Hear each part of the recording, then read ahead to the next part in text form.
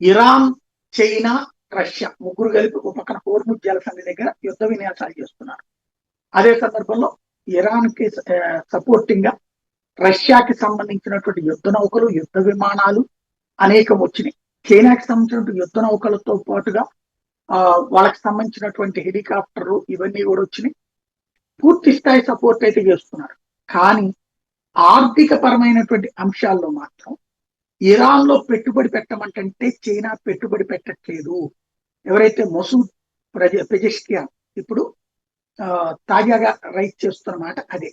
అంటే ఇప్పుడు చైనా ప్రపంచంలో అన్ని దేశాల్లో పెట్టుబడి పెడుతుంది కదా, మరి ఇరాన్ లో ఎందుకు పెట్టుబడి పెట్టదు? అది ఇక్కడ సందేహం. స్నేహంగా ఉంటుంది కానీ ఆర్థికంగా అండగా నిలబట్టలేదు. వాళ్ళ దగ్గర ఆయిల్ కొంటుంది, ఇరాన్ దగ్గర తక్కువకి ఇస్తున్నారు కాబట్టి. అంతే తప్పించి ఇరాన్కి ఏం ఫేవర్ కాదు కదా. ఇది ఇప్పుడు ఇరాన్ దగ్గర ఎదురవుతున్నటువంటి సమస్య.